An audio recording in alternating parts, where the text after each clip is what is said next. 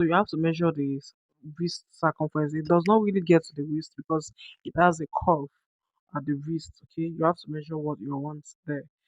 Okay, and then the neckline you have to measure it because it has a two pieces shirt collar, and of course you have to add your button stand to it, and that's all you have to do about this style. Bye.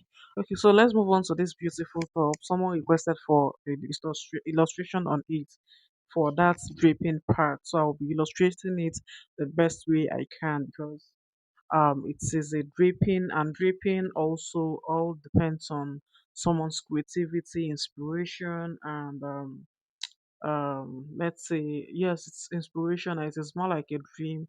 You can just try to just do it and you'll be like, okay, let me just try to create something. So it's not something you can just easily replicate exact thing the person did, okay? Or you can always try as long as you know how to drape, which is what I'll be doing now. So you let's assume that you have sewn the bodies because it has some kind of Victorian corset underneath.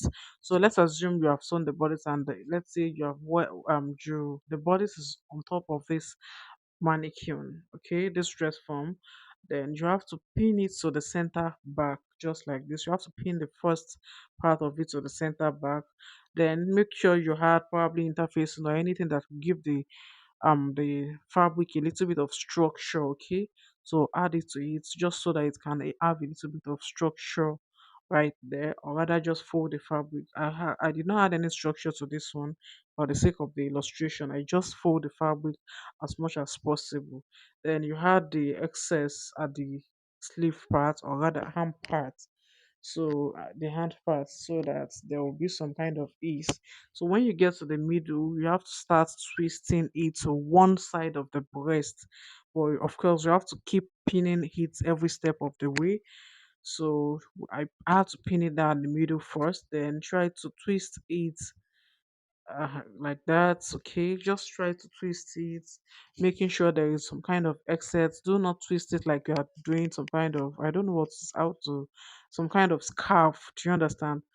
So don't twist it so tight. It has to be very, very loose and relaxed on the burst.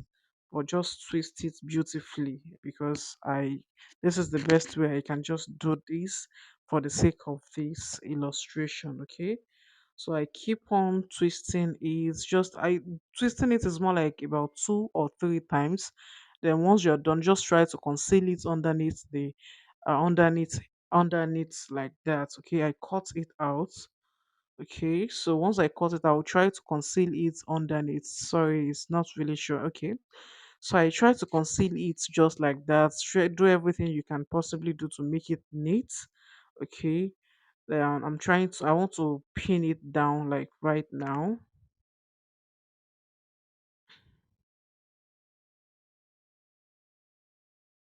Once you pin it down, just try to spread it as much as you can possibly do it, and try to conceal whatever rough edges you have there. Whatever, if the base is showing, try to conceal it. All this should be done with the draping part of it. But then, after you have pinned it down, when doing it, when you are about to complete it, then you have to just use about needle and thread to just tie it down, and this is what the outcome looks like. Don't mind my miniature, it's kind of bigger, the bow is kind of big on it, but then this is the illustration of what you requested for, okay? So I hope it helps and give you some kind of insight. Bye. I hope you all practice this. Take care.